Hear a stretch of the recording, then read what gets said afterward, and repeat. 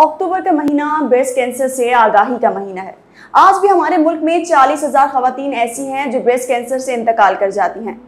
अगर बर वक्त इस बीमारी की तशखीस कर ली जाए तो मुमकिन है कि इस बीमारी से ना सिर्फ बचा जा सकता है बल्कि पेशेंट एक नॉर्मल जिंदगी गुजार सकता है। इसी की एक मिसाल आज हमारे साथ मौजूद है। समरा एक फाइटर हैं, इन्होंने ब्रेस्ट कैंसर से ना सिर्फ फाइट की बल्कि अब एक हेल्दी और एक नॉर्मल लाइफ गुजार रही हैं। अस्सलाम वालेकुम समरा, कैसी हैं आप? वालेकुम अस्सलाम, मैं बिल्कुल ठीक ठाक, थैंक यू। समरा, सबसे पहले तो वही मैं आपको मुबारकबाद दूंगी, माशाल्लाह you fight like a fighter. आपने इतना अच्छा किया कि ब्रेस्ट कैंसर एक बहुत बड़ी बीमारी है, आप उससे लड़ी हैं। तो हाउ वाज योर जर्नी?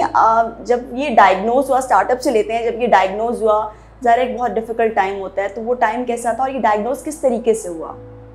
देखिए, बिल्कुल आप सही कह रही हैं, ये एक बहुत डिफ़िकल्ट टाइम होता है जब आप इस चीज़ को आइडेंटिफाई करें कि भाई कैंसर जैसी कोई बीमारी है जो आपको हो गई है। और ब्रेस्ट कैंसर की डायग्नोसिस सबसे आसान है। ये फ़र्स्ट हैंड पेशेंट खुद ही अपने ट्यूमर को आइडेंटिफाई कर सकता है, क्योंकि जितनी ज़्यादा अवेयरनेस कैंपेन्स चल रही हैं कि भाई ब्रेस्ट सेल्फ एग्जामिनेशन करना चाहिए और लोगों को अपनी छाती का खुद मुआयना करना चाहिए, फ़ोन पे भी ऑडियोज़ चल रही हैं।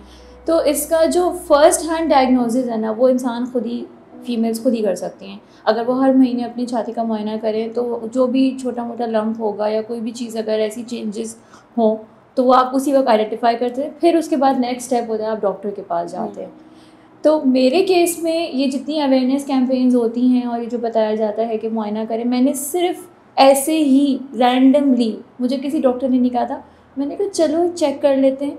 और मेरे जहन में भी नहीं था कि जो है ना मैं उसको एग्जामिन जब करूँगी कि आई विल बी मतलब मुझे वाकई कोई लंप आइडेंटिफाई हो जाएगा। वो अल्लाह ताला को दिखाना था। और मैं उस वक्त 8 मंथ्स प्रेग्नेंट भी थी, तो मतलब मैं तो उस तरफ सोच भी नहीं सकती थी ना कि मेरा जहन तो एक डायरेक्शन में था कि बस अब डिलीवरी होनी है, एंड देन वो एक अलग आपका माइंड सेट शॉपिंग चल रही है या बेबी आ रहा है जिसकी तैयारी होती है। और ये टाइम काफ़ी डिफिकल्ट इसलिए भी होगा क्योंकि आफ्टर डिलीवरी जो एक पीपीडी पोस्टमार्टम डिप्रेशन का टाइम होता है, वो उससे सफ़र करना, फिर आपका ये जो एक कैंसर का एक डिप्रेशन होगा ऑब्वियसली, तो काफ़ी डिफिकल्ट रही होगी। मारिया, मुझे तो लगता है मेरा पीपीडी जो है ना डिलीवरी से पहले ही स्टार्ट हो गया था डिप्रेशन, क्योंकि उस वक्त डिलीवरी भी नहीं हुई थी और लंप भी था। और देन फ़ौरन मैंने डॉक्टर को जाके दिखाया। देखिए, ये भी बहुत इंपॉर्टेंट है मेरी जर्नी में जो है ना, जो फर्स्ट डॉक्टर जिसको आप जाके दिखाएं ना, वो भी बहुत इंपॉर्टेंट है। मैंने तो फ़ौरन जाके सोनोलॉजिस्ट जो होते हैं, जो आपके लास्ट डिलीवरी से पहले के जो आपके अल्ट्रासाउंड्स हो रहे होते हैं, मैंने सिर्फ उनको बताया जाके। मैंने कहा देखिए मुझे इस तरह से कोई lump, even when I spoke about this with my family, तो उसमें भी जैसे लोग होते हैं ना कि नहीं तो वैसे ही लग रहा है, कुछ नहीं होगा, लेकिन फिर भी मुझे इतना सस्पिशियस था। मैंने जाके उनको बताया तो उन्होंने मुझे डायरेक्ट कहा कि सीधे जाओ डॉक्टर रुफीना सोमरो के पास। ब्रेस्ट में कोई चीज़ है और तुमने आइडेंटिफाई किए, मैं इसकी एक्सपर्ट नहीं हूँ, हाँ, लेकिन मुझे भी ये सही नहीं लग रही है, तुम जाओ रुफीना के पास। वो टर्निंग पॉइंट है ना, मैं कहती हूँ कि अगर आपने कोई चीज़ आइडेंटिफाई कर ली है तो आप फ़ौरन राइट डॉक्टर के पास जाएँ। अगर एट दैट पॉइंट वो मुझे कहती हैं कि कुछ नहीं, जैसे हम लोग हैं, हम कहते हैं हाँ कुछ नहीं, डॉक्टर ने कहा कुछ नहीं। अब वो कौन डॉक्टर है, उसकी फील्ड है नहीं है, उसने आपको मिसगाइड कर दिया या आपने उस चीज़ को ओवरलुक कर दिया, वो फैल जाता, बढ़ जाता। मैं वाकई नहीं दिखाती ना। हम ऐसे ही, हमें कोई डॉक्टर कह दे, मैं किसी गली के कॉर्नर के डॉक्टर में चले जाती हूँ, मुझे कहते नहीं सही है, कुछ नहीं है, आप। और नॉर्मली इस तरह की स्टेटमेंट डॉक्टर की तरफ से आ भी जाती हैं अगर आप कोई सही डॉक्टर को ना दिखाओ तो।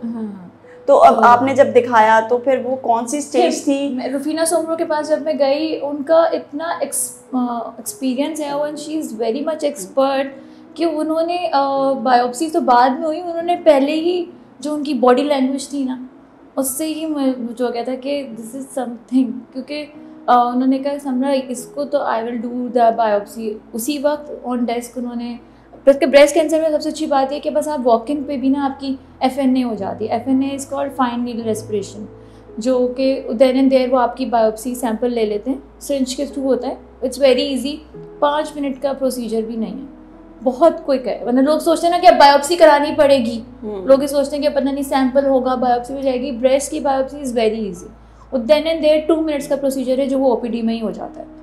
तो वो उन्होंने उसी वक्त बायोप्सी ली और बायोप्सी की रिपोर्ट्स आ गई थी 3-4 दिन। वो 3-4 दिन बहुत मुश्किल गुजरे क्योंकि पता नहीं क्या होगा क्या नहीं होगा। Then the reports came positive with the stage 2 breast cancer. बस फिर उसके बाद वो सारी जर्नी। अच्छा, मैं यहाँ पे चाहूँगी कि आप स्टेज 2 जो है उसको थोड़ा सा एक्सप्लेन भी कर दें, क्योंकि बहुत सारे लोगों को नहीं पता होता कि स्टेज 2 में क्या वो लोकलाइज था उस वक्त या वो फैल रहा था, मतलब वो एग्जैक्टली क्या स्टेज थी? देखिए, आई थिंक स्टेज 2 कैंसर भी ना इतना डेंजरस शायद मेरे केस में तो नहीं रहा, वो इसलिए भी क्योंकि आपने टाइम पे उसको आइडेंटिफाई कर लिया, वो डायग्नोज हो गया, अदरवाइज शायद कुछ सिचुएशन अल्लाह जाने पता नहीं क्या होता है, अल्लाह का लाख लाख शुक्र है कि वो राइट टाइम पे राइट डायग्नोज हो गया। अच्छा, स्टेज 1 होता है, उसमें डॉक्टर्स यही बताते हैं कि कैंसर इज लोकलाइज। स्टेज 2 में होता है कि वो इट स्टार्ट स्प्रेडिंग।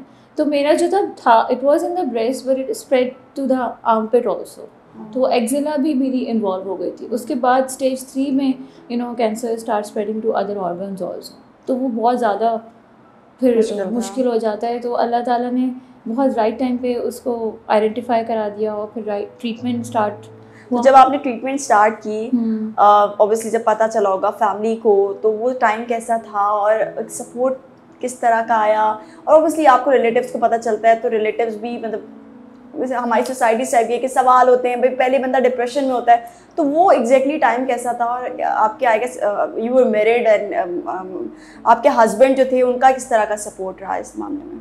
एक्चुअली जब डॉक्टर रुफीना की ओपीडी के बाद जब हमारे डायग्नोज, उन्होंने तो मुझे बस पेपर पर लिख के दे दिया, take her for an emergency C section, because she was like कि ब्रेस्ट कैंसर का treatment I have to start, लेकिन पहले एक प्रोसीजर से तो मैं बाहर आ जाती।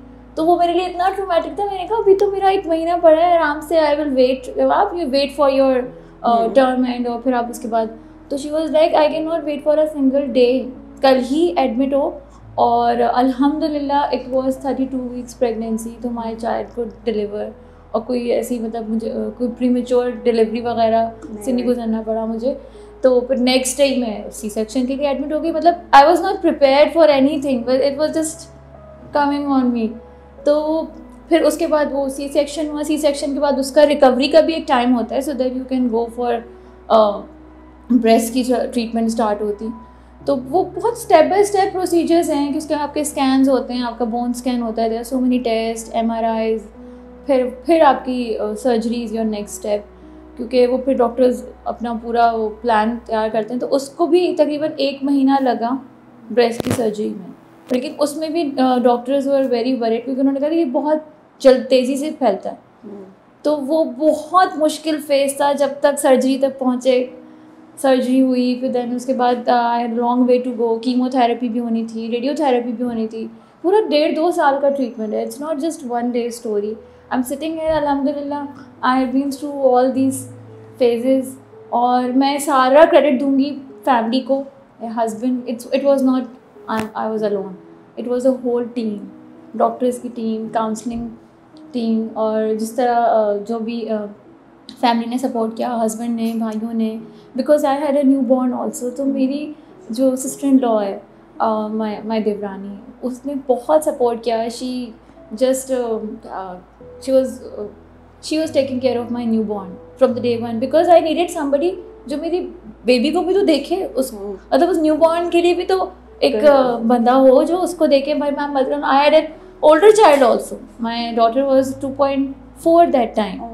So having a toddler, having a newborn, having a cancer, और उसका पूरा ट्रीटमेंट बहुत, और मतलब एक हस्बैंड कितनी जगहों पे, या आई नीडेड, मतलब कभी मेरी मदर जो थी वो मेरे साथ होती थी, फिर my mother in law was looking after the toddler, and my sister in law she volunteered for, she was like कि तुम बच्चों की फिक्र छोड़ दो, we are here at home. और मैं कहती हूँ जॉइंट फैमिली सिस्टम से ने मेरे लिए बहुत आसान कर दी ये पूरी जर्नी, क्योंकि ये बहुत सारे लोग थे जो मेरे साथ थे, जो मेरे बच्चों को भी देख रहे थे, मेरे हस्बैंड को भी लुक आफ्टर कर रहे थे। अच्छा समरा, ट्रीटमेंट हो गया, सही गया माशाल्लाह, आपने इतना अच्छा रिकवर किया, you fight like a fighter. अब उसके बाद फिर कोई स्पेसिफिक डाइट प्लान, या आपने अपनी हेल्थ केयर किस तरीके से स्टार्ट की, या डॉक्टर ने कुछ रिकमेंड किया आपको? उसके बाद actually the food we are eating वो उस तरह से न्यूट्रिशियस तो नहीं है, क्योंकि हम इतनी हर चीज़ में तो इतनी मिलावट है और चीज़ें हैं, लेकिन ये है कि अपनी डाइट में फ्रूट्स और वेजिटेबल्स वगैरह शामिल रखें। मेरे डाइट प्लान में ये है कि ड्यूरिंग द ट्रीटमेंट वो जो 2 साल थे उसमें तो मेरा डाइट बहुत अमेजिंग रहा।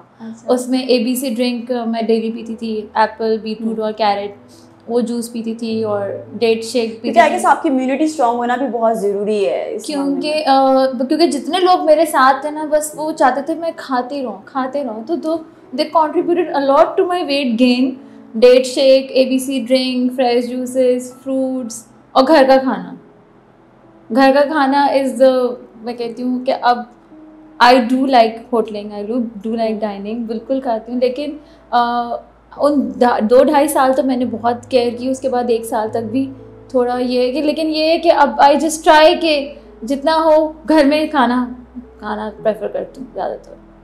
ठीक है। अच्छा समरा, आपका जो जर्नी स्टार्ट हुई, अगर वक्त पर आप सेल्फ एग्ज़ाम ना करती तो शायद ये इतना आसान तो मैं बिल्कुल नहीं बोलूँगी क्योंकि जर्नी काफ़ी डिफ़िकल्ट थी, लेकिन फिर भी बहुत आराम से आइडेंटिफाई ना होता क्योंकि पहली कोशिश शायद ये आपकी अपनी थी।